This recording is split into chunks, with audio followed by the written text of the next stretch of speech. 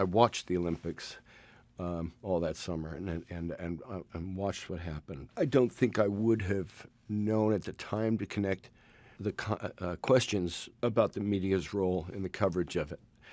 And when I read the script, of course, it made sense and it all came together. And I felt that that was something that was not only of its time, but has become increasingly more timely and reflective of what's happening in the media today. Well, he's clear-minded, but he's cinematically clear-minded. I mean, clear-mindedness is always appealing when someone can talk about their perspective through cinema in a way that gives you great confidence that they are indeed a storyteller. Jeffrey's been an incredible collaborator since the earliest days, and in fact, research and interviewing Jeffrey sort of shifted the scope of the script into the very narrow lane that it lands. As one of the only people still with us today who was in the room, who was there on the ground as a producer facing all of these really tough questions, I think that the movie asks. He was an invaluable resource to us, and as bright as ever, and a legend in his own right. There have been other movies and projects that kind of touched on this part of history, but this one's very singular in that it puts us right inside the room of this impossible situation where you had sports broadcasters who were there with all the tools to tell the story live of the Olympics, for the first time around the world, and suddenly found themselves, they're excited to report on Mark Spitz, for instance, winning a 7th gold medal, and suddenly the next day we're pivoting toward covering, a terrorist attack.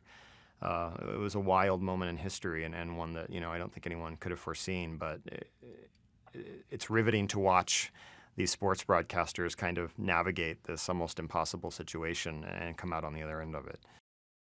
When there's electricity in an ensemble, when each one of them is not only hitting that big mark, but the great assist plays and that collaborative energy that was going on with the actors with the director, with the cinematographer. It's just, it's gold.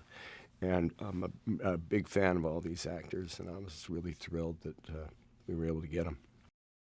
That's an incredible moment in the film. It's sort of where you have the heart, the brain, and the muscle kind of all coming together and trying to figure out how to work together. Rune sort of being the brain, the one masterminding this whole operation, and Jeff being, the muscle making things move. And then you have, Marvin step in as the heart of them and questioning the brain and the muscle. Are the things that we're doing here in tandem actually the right things that we should be doing? There's an immediacy in this subject in a lot of ways. And I think one of the things that I hope is that it will increase the layers in which people are willing to look at things and to understand that things are not black and white, that there's the horror and the beauty of mankind in this thing, and that balance of the excellence of sports, the dedication, the amount of their lives from being very young committed to this or committed to journalism. I would hope that this could be looked at as one part of the story, a very important part of the story, but that it would encourage that we all keep looking for more parts. September 5 is really cool in that it starts out feeling sort of like a newsroom drama and very quickly pivots to becoming this pressure cooker thriller. It's very heart-pounding. You find yourself in the seats of the people inside of that control room having to make these difficult decisions in real time. We came onto the project fairly early in the development process. There had been a draft or two, and they had just started to toy with the idea of incorporating some of this archival footage. What's really interesting about the film, there's so much archival footage interwoven, and all of it is there in the page. Moritz and Tim really carefully designed how all of that dramatic tension plays against the footage that existed. We knew that we wanted the film to have a feeling of authenticity and of urgency. We wanted it to feel real in the sense that for an audience to put themselves in the place of these journalists, we wanted to make sure that what was happening in the archival footage was playing against the reality, that we were depicting inside of the control room. The 1972 Olympics in Munich were sort of this watershed moment. It was the first time that the Olympics were going to be broadcast live around the world. It was a sensational success up until September 5. We had Olga Korbut, dazzling everyone. Mark Spitz, the day before, had won his 7th record gold medal. So everybody, it was this moment where not only did the news media feel like they were evolving into this next level of storytelling, but people at home suddenly had an appetite and an interest in watching things as they were happening. This was an Olympics that was being told live for the first time around the world. And leading into the crisis that ended up unfolding, it was sort of the perfect storm. We had cameras everywhere. There were satellites in the sky showing every household in the world. Nearly 1 billion people were watching this broadcast as it was happening. So it ended up just being this moment where everything sort of changed forever. The film raises a lot of ethical questions and moral questions. The people that were in the control room that day were trained professionals. They career-long reporters and journalists, so it's not as though they weren't prepared to tell an excellent story. But I don't think, whether they were in sports or in news, nobody had any sense of what the implications of some of these things were. This was the first time that a story was being told at this scale. Certainly the first time that a crisis of this magnitude was being told live and in real time. So a lot of questions come up when you're doing this, no matter what your level of training is. And I think a lot of these questions we're still grappling with today. The questions include, how soon do we tell the story? How many sources do we need to verify that it's accurate? Does it matter that it's fully accurate? It's really interesting in our four main characters because we sort of have the brains, we have the muscle, and we have the heart. Rune, I think, really serves as the brain of the operation. He's sort of masterminding, how all of this is going to go down and making sure that all the pieces are in place to ensure that it keeps going. Jeff and Mariana are sort of interesting, and they share the role of the muscle in a way. They're both there to kind of keep things moving as they go through. Jeff certainly has his own investment here. This is his chance to show off to the big boss what he can do. It could be a career-making moment, certainly not at the magnitude that it ended up becoming. And Mariana's there, I think, just to do a good job. And she shares, I think, a little bit with Marvin Bader, and that they're both grappling with these questions of conscience, morality, and ethics. Marvin is constantly challenging everyone and making sure that they're moving through the work that they're doing in a way that is ethically sound. Mariana is bringing her own history, the history of Germany and the new generation who is trying to shed the past shame that they had coming out of World War II. And so even as she's moving through all of these things, trying to do the best job that she can, she herself is grappling, with the reckoning, I think, that everybody in Germany was reckoning with in that moment. When Tim came to us, as a writer and director of this project, there was certainly development to be done with the project, as there is with any project, but one thing was always obvious, that Tim was a force of nature.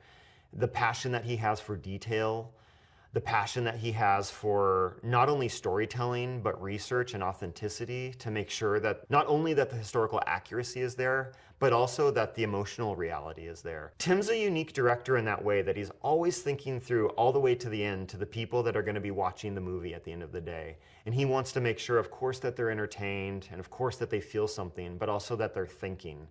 And this was evident to us, from the first page of the script all the way through Tim's guidance as director through production and post. Jeffrey Mason's a broadcast legend. He came up under the tutelage of Rune Arledge. He's one of the only living members of that control room, today. He was an incredible collaborator to us on the film, not only through our research, but he became a co-producer and really helped us make sure that the heart of the story that we were telling remained true to the experience of the people in that room and the history of what happened in that day.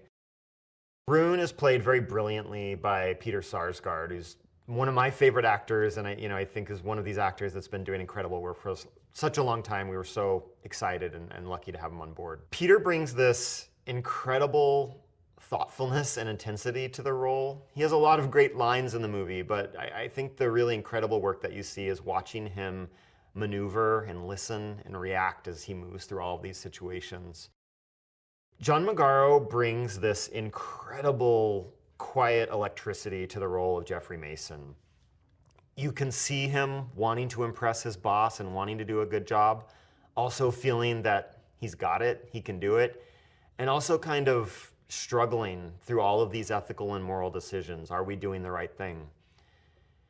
By the time you get to the end of the film, you really feel that the Jeff character is the conscience of this film, that he is the heart of journalism as a concept and as journalists, as a larger body of people reporting information. The character of Jeff, as played by John, comes off as very relatable. You know, I think we can all see a little bit of ourselves in that. The person who's maybe in a little over our head, but who has confidence in themselves that they can still do a good job. It's very American in that way, this sort of bootstraps mentality. You know, John brings this incredible, complex portrayal of pathos, confidence, but also grappling with, have I done the right thing at the end of the day? I think it's a really tough chord to strike, and John hits a home run here. Marvin Bader was there as the head of operations for ABC Sports in real life and in our movie. He's played by Ben Chaplin. Ben brought to the role of Marvin this incredible layer upon layer of sensitivity and nuance, where we watched the character Marvin move through all these instances, making sure that everybody had the tools that they needed and the information that they needed, but also that they were minding their heart. I don't know that anyone could have brought to that specific balance of authority and heart that Ben brings to this role.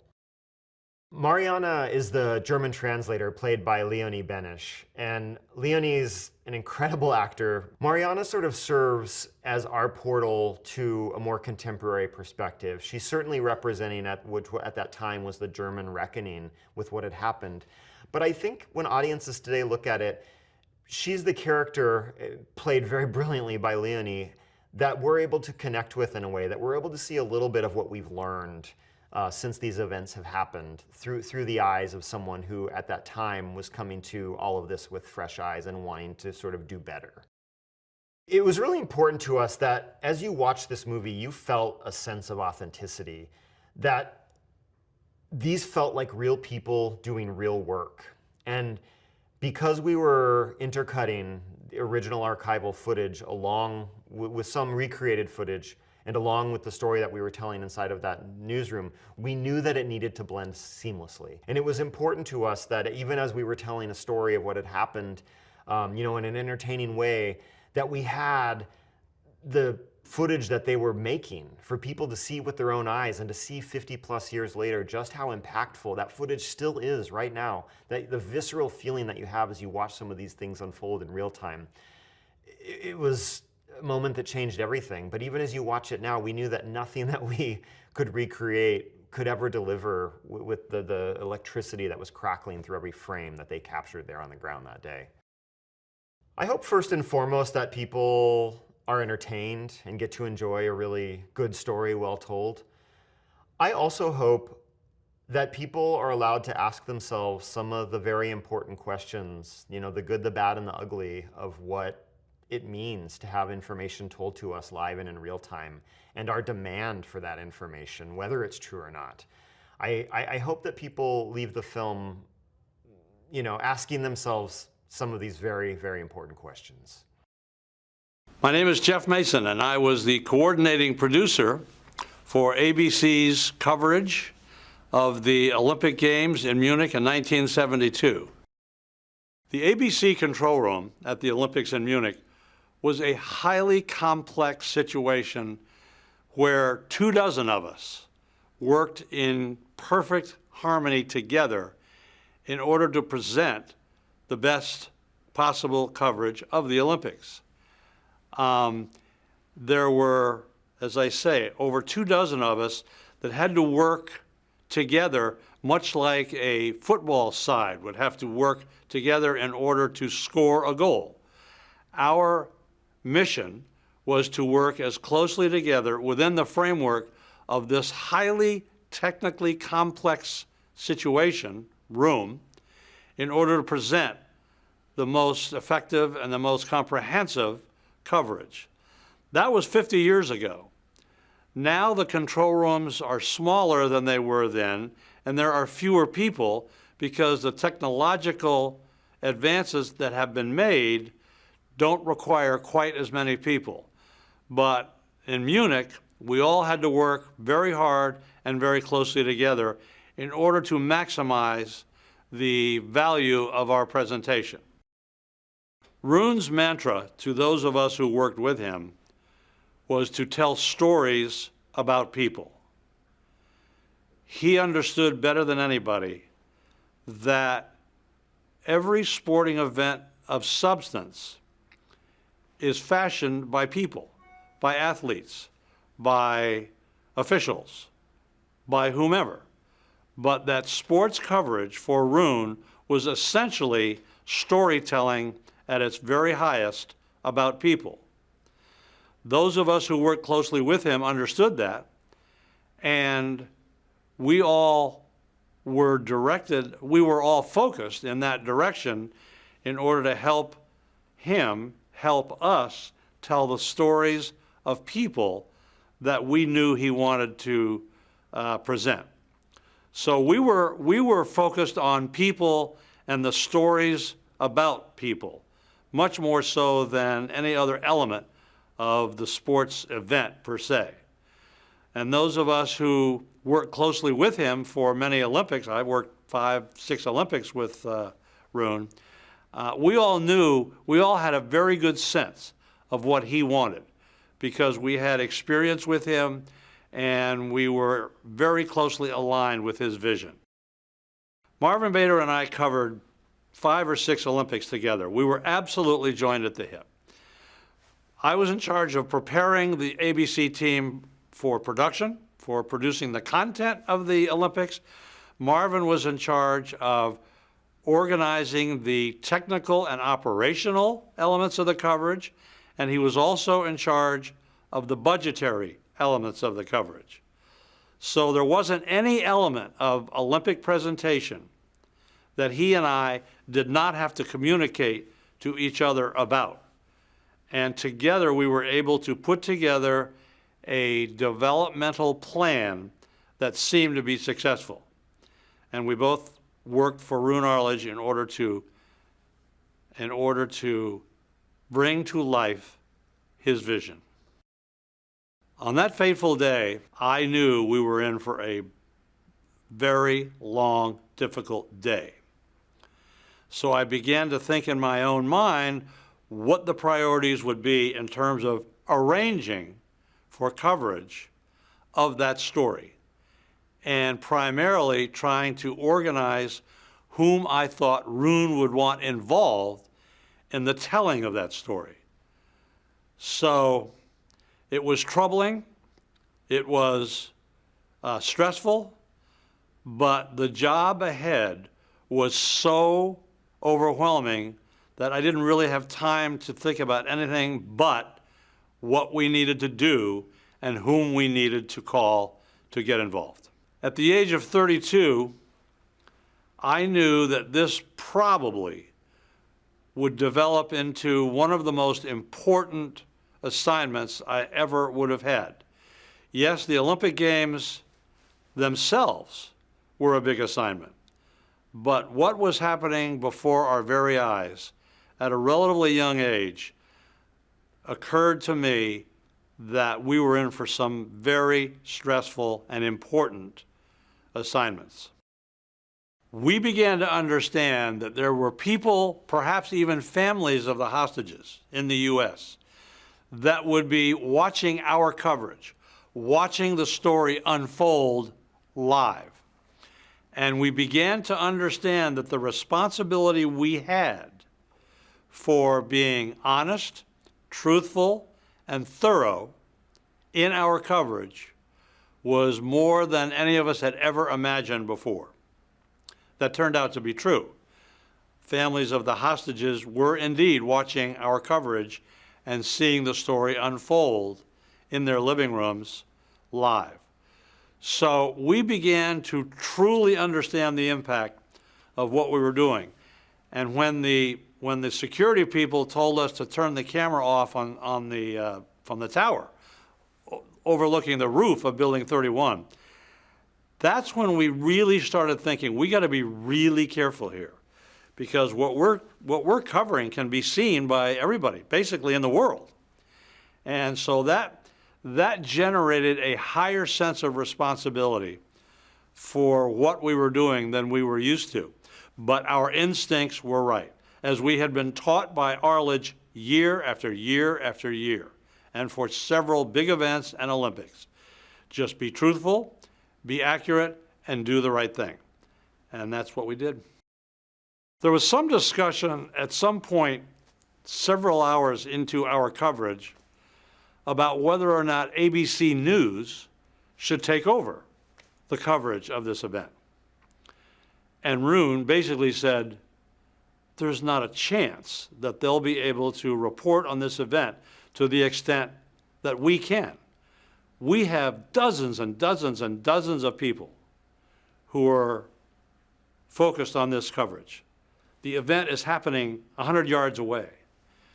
ABC News people in New York are not going to be able to bring coverage to this awful event to the extent that we can do it. So he basically said, thank you for your offer, but we got it. The sense about that day that I am left with to this day is enormous pride in the accomplishment, but maybe more so than that, a complete confidence in how we followed our instincts that day to do the right thing. Yes, Roon Arledge was our boss, and he drove the coverage. But there were thousands of other little ancillary events and situations surrounding the central theme of our coverage that needed to be executed by a wide range of television professionals on our team. And the way we executed all those thousands of other little mini stories to this day makes me proud that all the preparation that we had going into Munich, not ever realizing we would ever have to utilize some of those instincts, they came good, and we did the right thing. And we followed our instincts, and we did it well, and about that I will have enduring pride.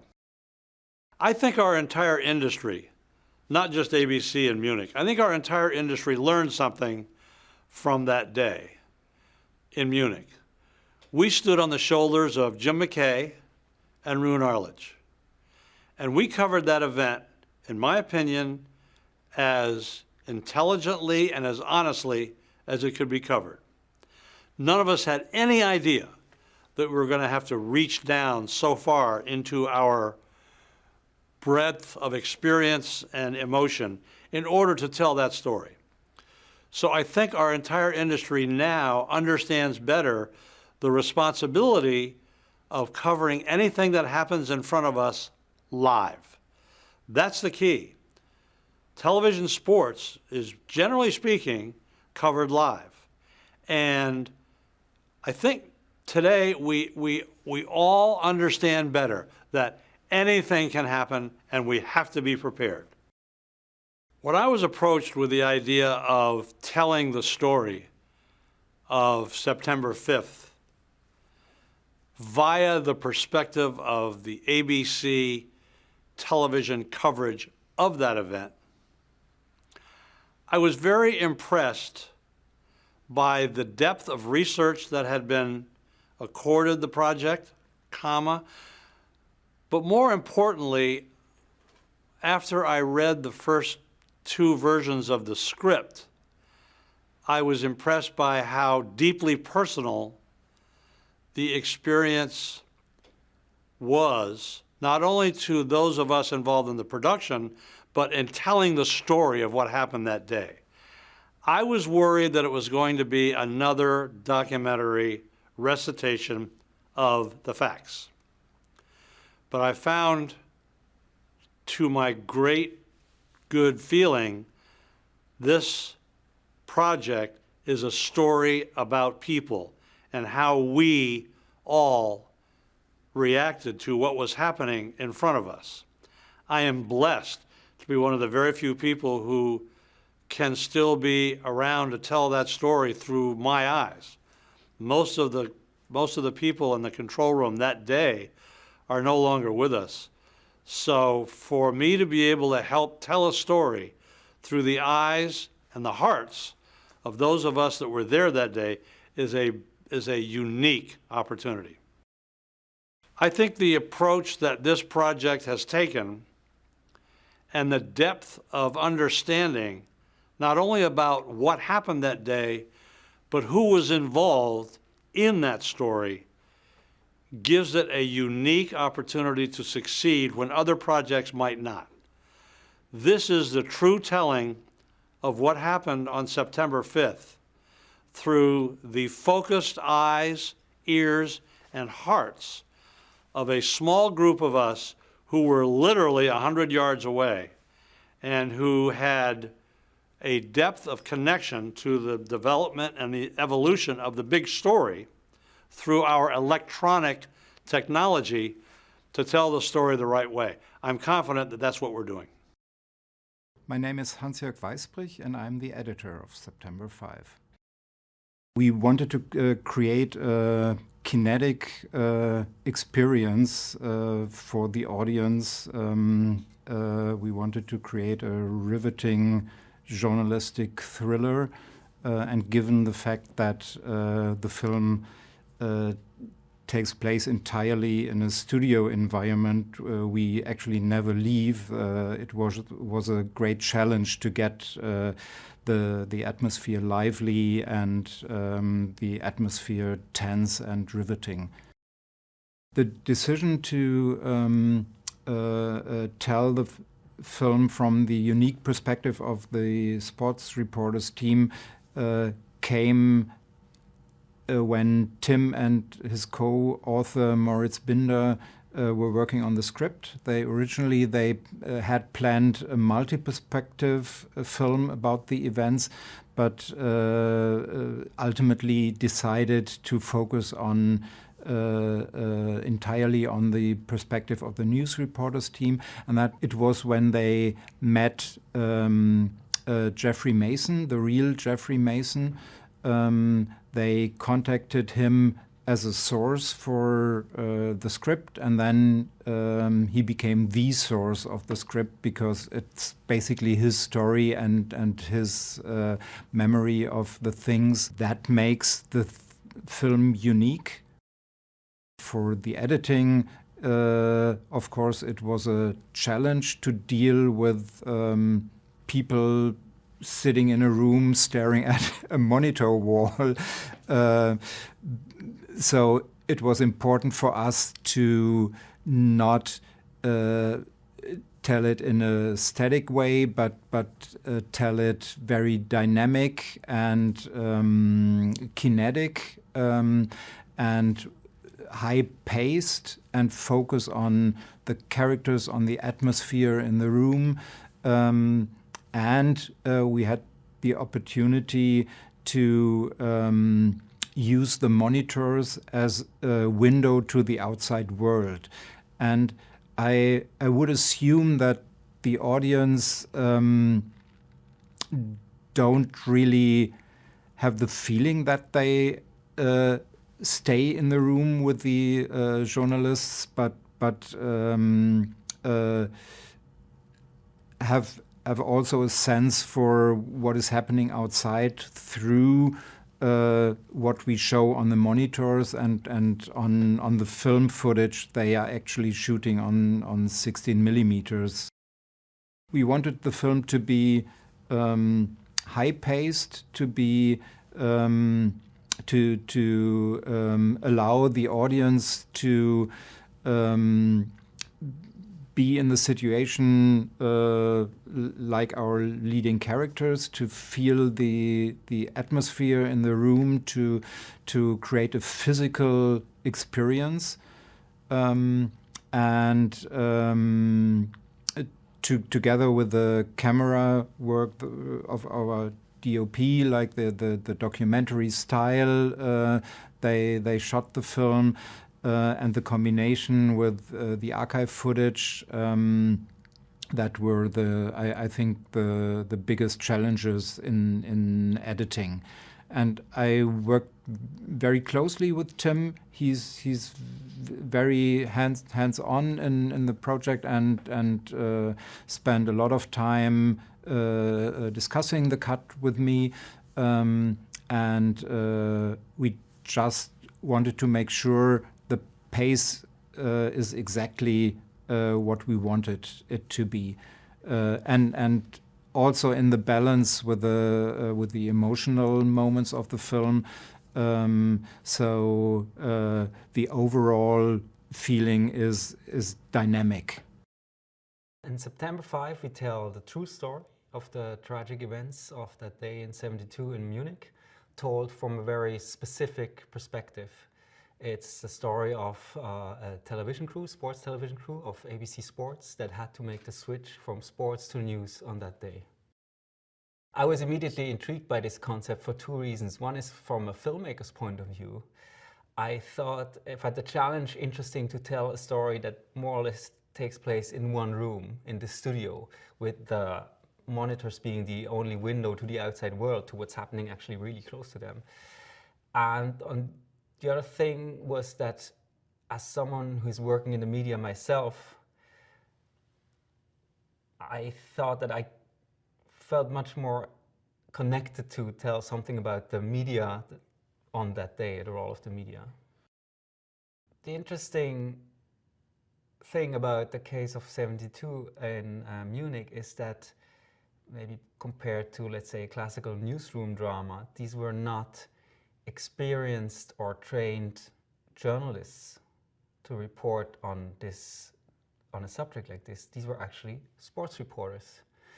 And this we found very interesting because it would offer the opportunity to, let's say, in a way they had almost an innocent view on what was happening. And suddenly these people that were used to report on sporting events were confronted with questions like, can we show violence on TV?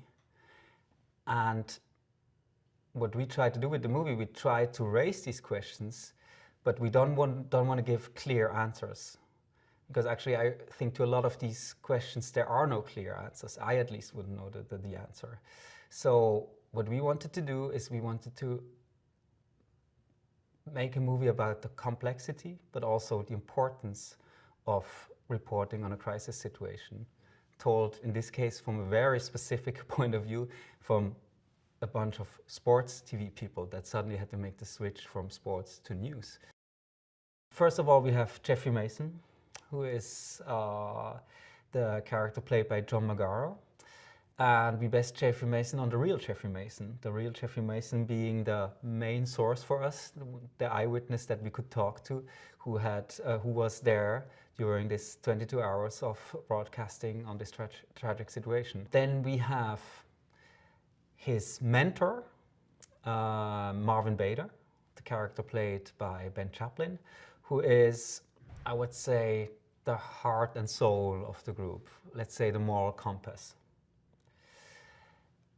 And then we have Rune Arlich, played by Peter Sarsgaard, the head of ABC Sports, who very early on realized that this broadcast might change a lot of their careers. And then we have the character of Marianne Gebhardt, played by Leonie Benesch, and she's the translator of the crew, at least at the starting point of the movie.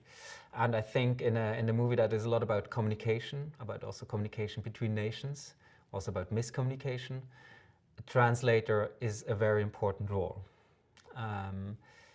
And even more importantly, she represents the new Germany of that time, the new generation that tried to free themselves for what the previous generation did.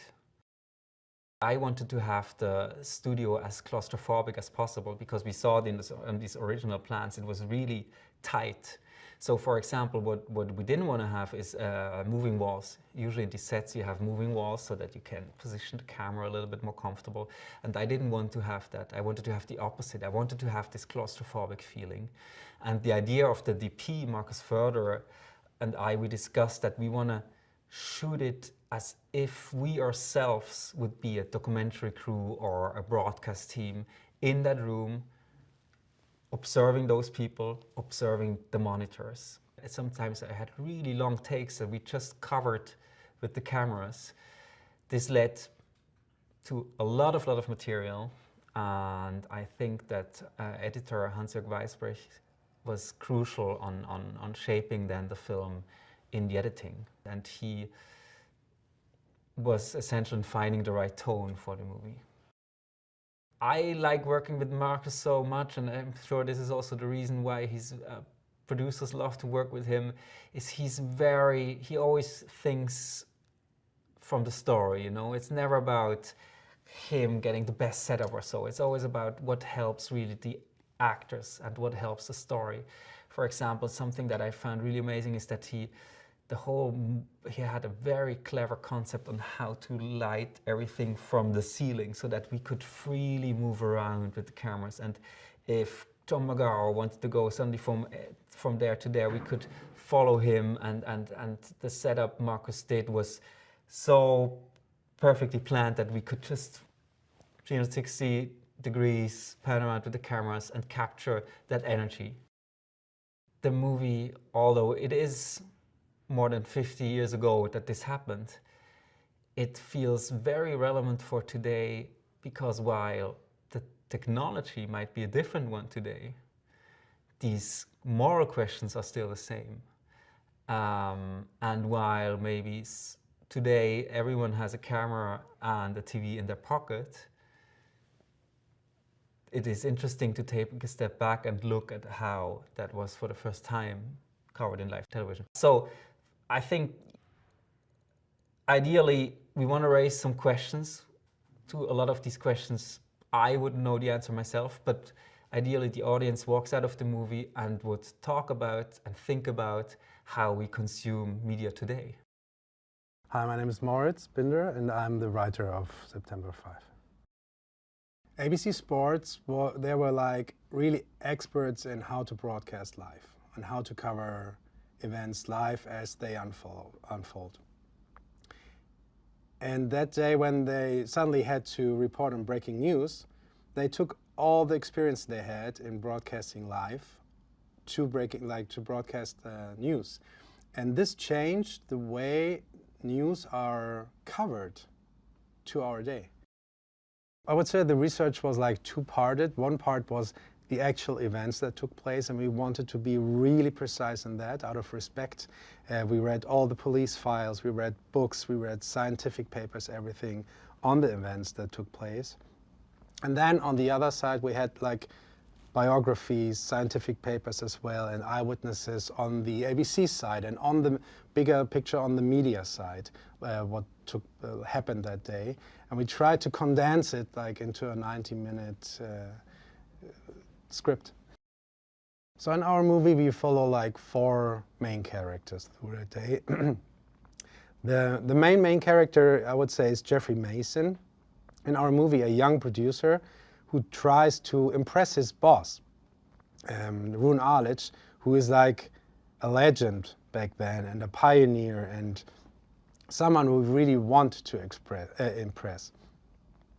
And Jeffrey, he stands for making things possible, thinking out of the box, trying to improvise, being like smart and clever, not having the routine, but the cleverness to go in new ways. And this is the way he impresses Roon Arledge, who does that on another level, like as a storyteller, exploring new ways in broadcasting sports and then broadcasting news on that day. He's more the mastermind behind everything. And then we have Marvin Bader, who's like a friend of Jeffrey Mason and next to Roon Arledge, his superior. And he's more like, I would say, the reminder of this is not just about us. We have like a real responsibility for the people out there, for the families of the hostages. He doesn't want to stop the process. He wants his colleagues to start thinking about the echo chamber behind everything.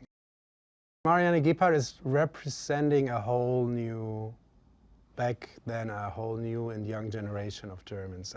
I think I channeled my parents in her like a little bit, because they were like born after the war and they were in her age that day. And everybody of that generation tried not to be defined by the atrocities committed by their parents or great parents.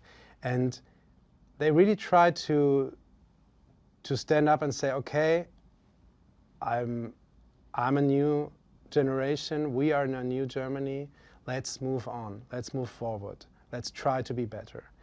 And this is, I think, what Marianne stands for. It was very important for us to be as accurate as possible, especially with the events taking place in the Olympic Village and the whole hostage situation. That, out of respect, we really wanted to get that as fact-based as possible. And on the ABC side, on the other side, we really wanted that the audience can feel how well researched it is, how the language, the jobs they are doing, like the technical aspect, the questions raised, the family-like structure. I mean, they're like really like a family trying to get through this. We tried to be as accurate as possible, and then we had to condense it to like 90 minutes because it took place over 22 hours, and then we had to take some liberties to condense it down to this 90-minute movie. Writing a script sometimes is a really dark process, like really scary, sitting alone at your desk. And working with Tim was the exact opposite. I mean, it was like always the two of us, always like together. And he accepted the way I work, because I always have to write a scene really fast to feel it before overthinking it. And he embraced that. He said, okay, then give me that scene. And he's the master of condensing and rhythm. And he always condensed it down to its core.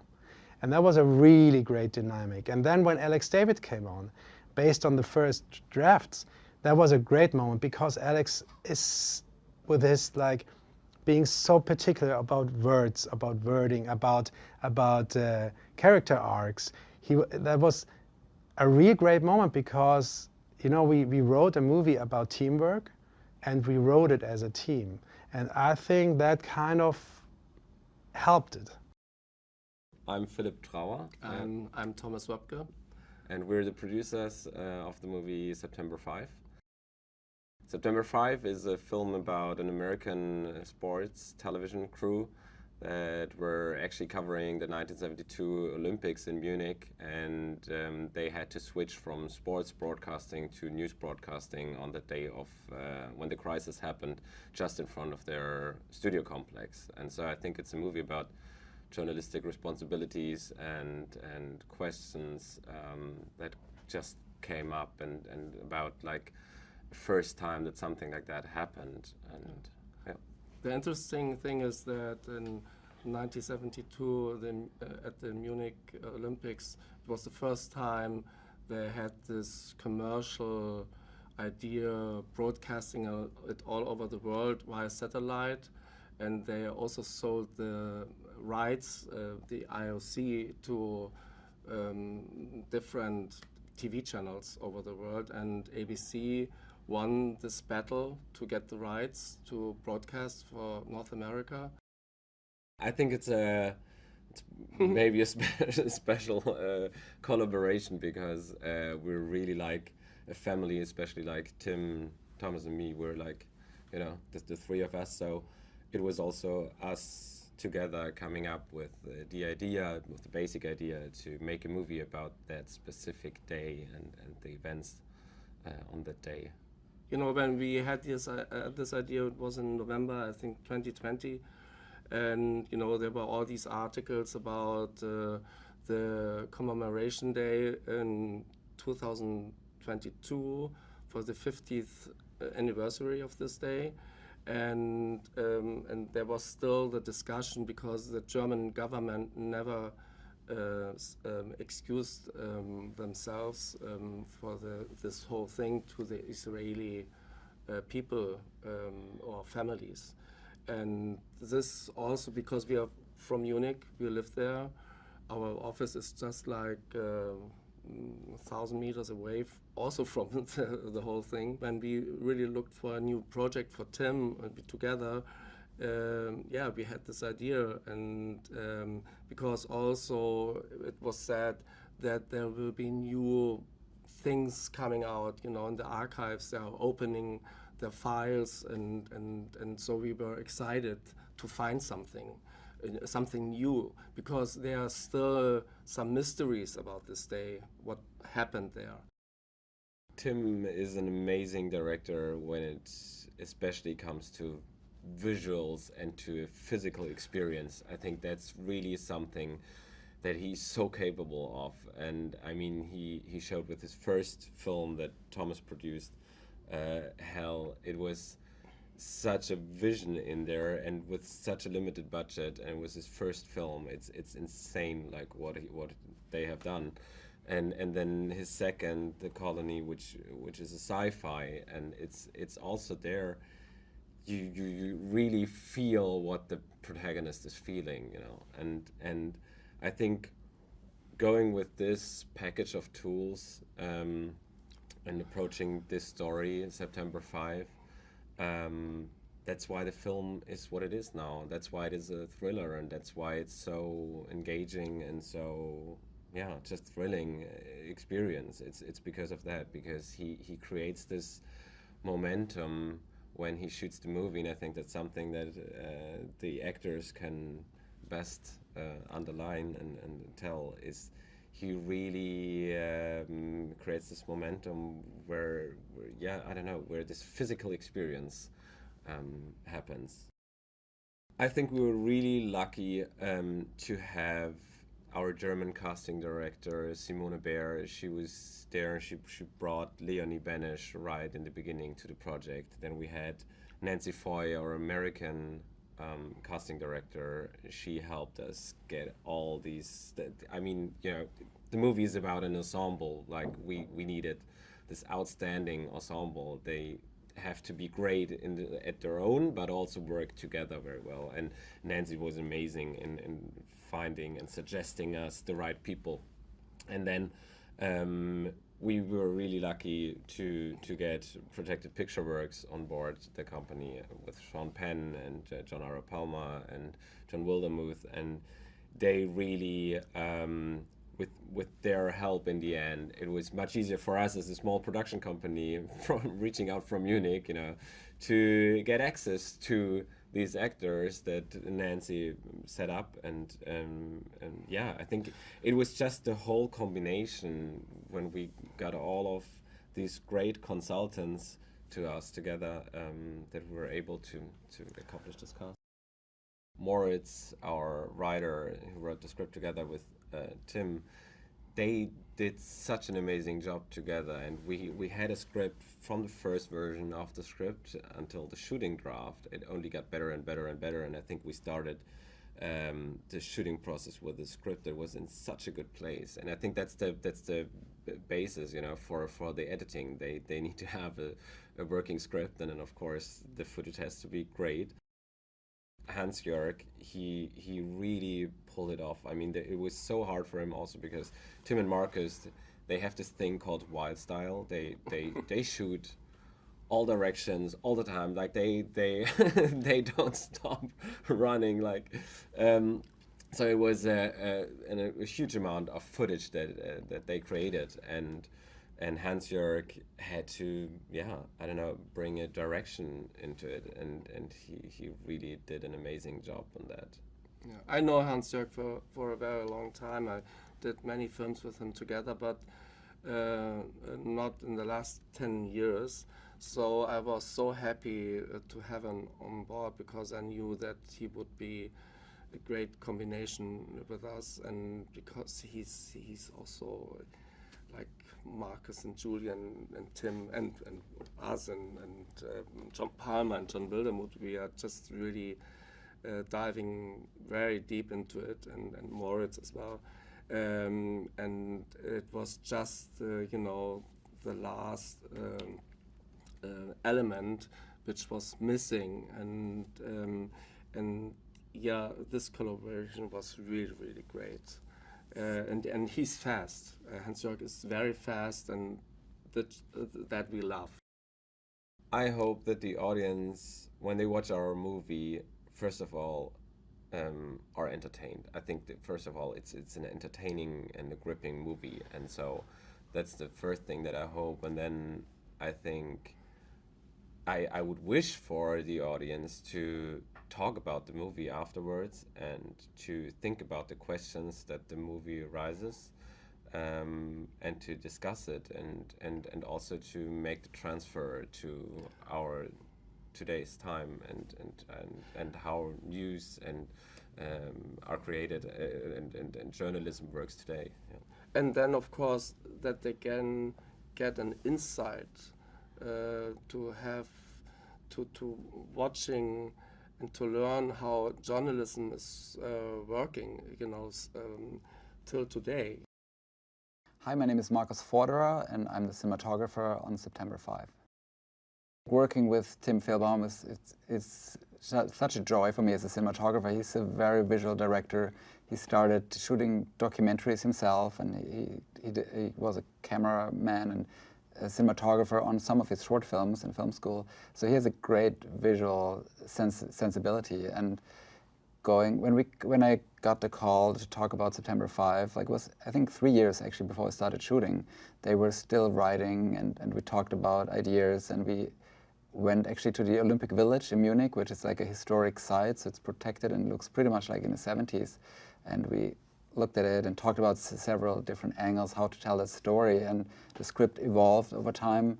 But it was so helpful over the years to keep this conversation and think about it, especially since the film is so contained, and we don't see the outside world except for what our characters can see.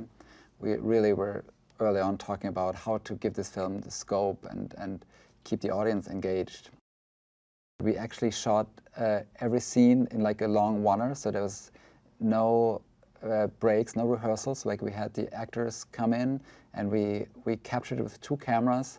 And I always told myself I was operating the camera as if I had only this one chance to capture it, as if it happens for real. So, for example, Peter Sarsgaard's character is like storming into the control room, I whip pan onto the TV screens, zooming in on seeing the masked man on the television, and panning to John Magaro's character as he speaks into his walkie-talkie, zooming into an insert. So instead of traditionally we would set up a wide shot, then you cut, you reset, move the camera, put marks down for the actors, and relight. We didn't want this. We wanted to have this real-time sensation. And I think knowing from the beginning we would tighten it up in editing with Hans-Jörg, this brilliant editor, I think there's all these connecting pieces which give it urgency, but then it's all tightened up, and so it feels like as if it's happening in real time. Both Tim and I, we loved the look of film. We shot 16 back in film school, and we wanted this film to feel gritty and authentic, but we also were really fascinated by that look of all the archival footage from the time that we got. We didn't just want to replicate as if it was shot in the 70s. We wanted it to feel appropriate for the period, but still have something fresh. And I think we created quite a unique look with lighting and the lenses we chose that feels like it takes place in the 70s, but it's still, we shot on high-resolution cameras. It is not like a low-res 60mm look. I think hopefully it brings the audience into that moment, so you feel like you experienced it today. We had a great collaboration with all the departments. Speaking of costumes and production design, we looked at a lot of films from the time, and usually they were shot on film, obviously, and lit all with tungsten lights, so they usually tend to be very yellow and warm. And I knew we wanted to make this film feel like it's part of the period, but we wanted it to also feel grounded and fresh. So for today's audience, it feels immersive, as if it could happen today. So purposefully, we used some cooler colors in the lighting to contrast with some of the warmer colors that were used in costumes and set design. Especially I think the walls we painted slightly warmer, and then we have a cooler costume for Jeff Mason's character, played by John Magaro. And then I used cool lighting to counter this warmth in the room. So we all collaborated closely, and I always thought like we have to find something that's unique to our film. Like I always like when a movie can pull it off, that you cannot just use a frame from this shot and mix it with another one. It has this distinct look. And that's why I think we were inspired by films of the 70s, but we didn't want it to look like it was shot in the 70s. This film is based on true events, right? It's a very serious story, but we always felt like to do this justice, how it must have felt for people watching this live back then, we knew we had to really heighten the stakes and use all kinds of filmmaking techniques to make our audience watching this today feel like how it must have felt watching it back then. And so we used all kinds of techniques, like we used anamorphic lenses, and we used like a certain handheld style and modulated the light flicker to create that sensation and heightened tension. So we always thought like if this, whatever the film becomes, sometimes the film takes on a life of its own when you shoot it, you edit it, but like we always knew we wanted this to feel like a nail-biting thriller, because I think back then our characters didn't know, right? They couldn't just go online and see what's actually happening. They got pieces of information, they knew it happens right outdoor, they heard the shots fired, and also what their actions, how their actions actually projected back into the real world and affected, you know, like there was this police trying to storm the building and how they aborted that mission. It was amazing working with our composer, Lawrence Dangle. He's brilliant. I shot 3 films with Tim, and Lawrence was always the composer, so knowing his sensibility, and he showed us early like a layout of some of the main theme he was planning. And I was surprised how quiet it is and how like sensitive, and I could feel the quiet tension going on, and that really inspired me too. And knowing sometimes you have to go visually more bold and keep the music lower, or vice versa. Like if you're becoming very strong with a strong visual technique and heavy score, it might become too much. So this is like an interesting blend of introducing silence, almost near silence, and then a score slowly ramping up. And I did the same with my, visually with my images. I hope people will learn about the time, obviously, but in general, I think this is specifically about the Olympics '72 and that terrorist attack. But I think this goes in a broader sense for media and how we consume media today. This is just showing the process, and obviously they mean the best. They're showing, like they're saying, we follow the story wherever it takes us. We're not gonna take any sides, but just by thinking twice or being aware when you consume something, watch something, think about it. There's always a choice being made by the people showing it, and even if we want it or not, sometimes there's no bad intention, but there is no such thing as an objective reality, and I think there is no easy answer to it. For Tim, it was very crucial to tell the story as authentic as possible. And I remember when he came to me after reading the script, and he said to me, because we know each other from movies before, and he said, Julian, I know you like to take a lot of creative license, and I know you like to build your own worlds, but please, for once, could you just be as realistic and authentic as possible? And I was very happy to do so. From a designer's perspective, there have been 2 challenges.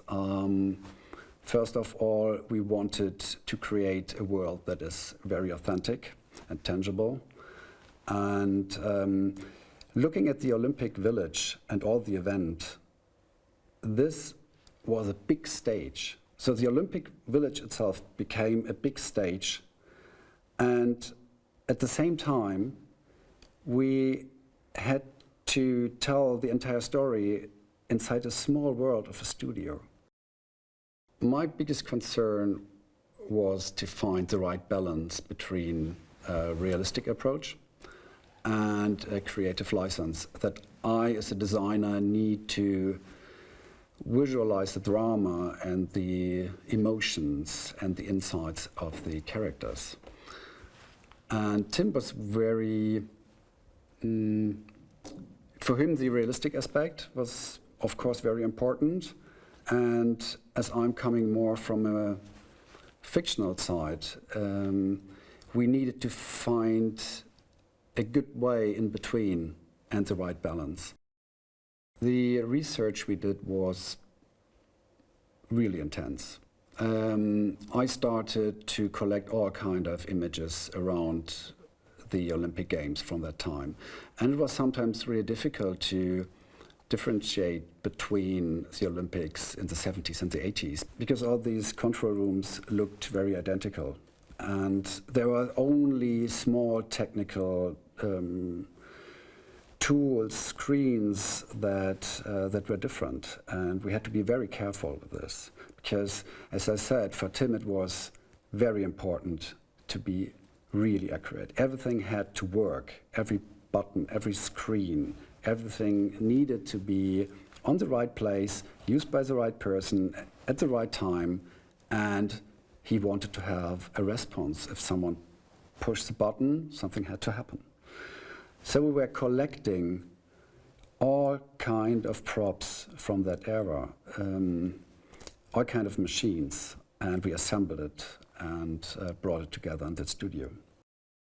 We wanted to create a set where we can move freely, where we can approach a nearly documentary style so that we can follow the actors. We wanted to give the actors as much freedom as possible to move around and to act in a very realistic and vivid way. If you would create a studio set that allows you to tell an entire story, you need to have flexibility in the movements, and you would like to have a perspective and angles that makes the story interesting. So we created a set that you can access from all sides, and you can move freely and continuously from one end to another, going through all the rooms.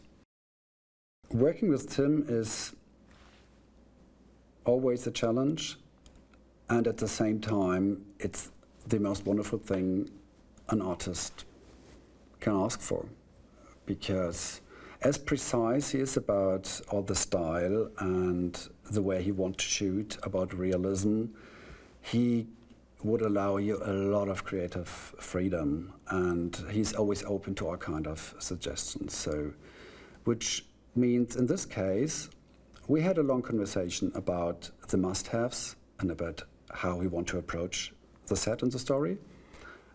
And then I had a lot of time for myself to come up with a lookbook and a style guide that I thought would underline all these aspects and give us a great basis to work on.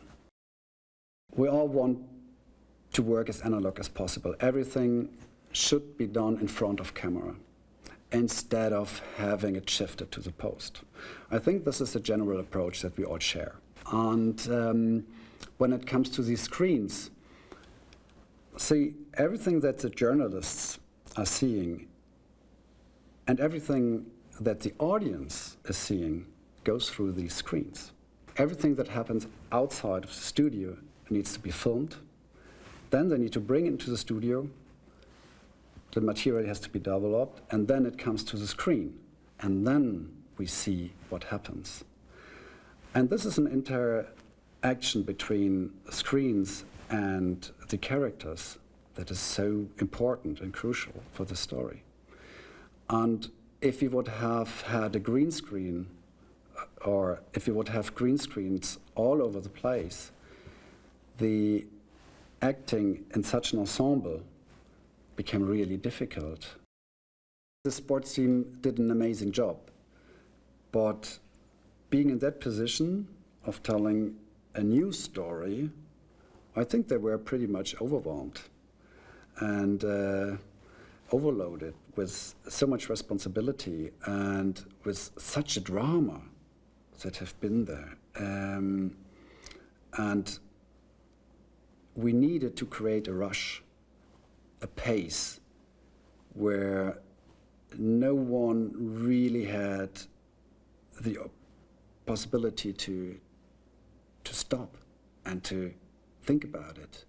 They were just high on adrenaline and just following the story. And I think that explains pretty well why the set was designed as we designed it. A set where you could walk from A to B without having a break and without realizing this is a studio set. So you were contained and you were locked inside that. I was under the impression that the actors could feel the set and they could really feel the claustrophobic structure that we created. After shooting day, I could really see it in their faces. They were exhausted. They were in the story. They were in the moment. And this is something, if I can witness this as a designer, it makes me very happy and proud.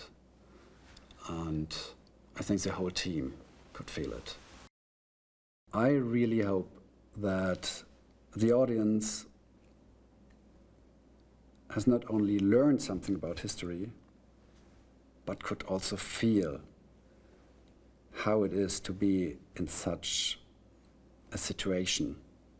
Because we all are today, and every moment, in a kind of similar situation regarding the responsibility we have. And this was, for me, so appealing about doing this movie. Because we all have our mobiles at hand all the time, and we are witnessing things. And I can make a choice every second during my day if I want to capture something or not, and if I can send it or upload it to the internet or not. What is the purpose? What is my responsibility here? And I guess this is something that I always felt, but I never really thought about it before I did this movie. And I hope that the audience is taking this out of it, not only to be entertained and thrilled about that kind of story, and not only to get a new knowledge about that historical event, but also because they have felt the responsibility and what effect it has. My name is Lorenz Dange. I'm the composer of the music.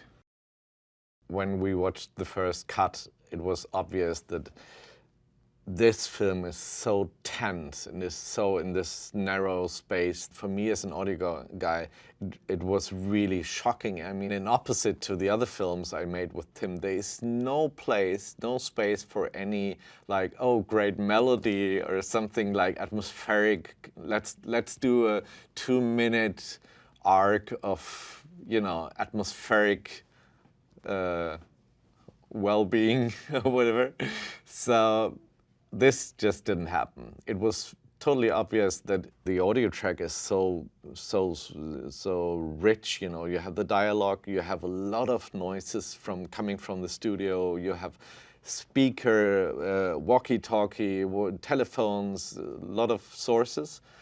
So I decided to choose a very direct, very dry, almost tactical kind of style in the music, and try to find sounds and instruments who provide these, you know, directness somehow. I created a lot of material. I mean, I went to the set one day, and when they stopped shooting, I went around inside the set and I recorded all these knobs from these old machines because they're so great. You have these switches, and on these old machines, it's not like click, but it's like two things, like, or, you know, they all sound different. And ran around and recorded all these little knobs and things. And Tim was still there on set after the shooting, and he was so fascinated, and he loved it. And he ran around himself and said, "Lawrence, come over here. There's a nice switch." And I said, "Oh, wait a moment." And then I used some of it. You really have to pay attention when listening to the music, but some of it is still in my music. I produced some music which was mainly that synth stuff, because I wanted to show him the quality of an analog synth, because it's so different to anything you press on your keyboard with a soft synth. And he also reacted to that in a very positive way. He liked this bass, you know, this very present but still transparent bass sounds of these synths.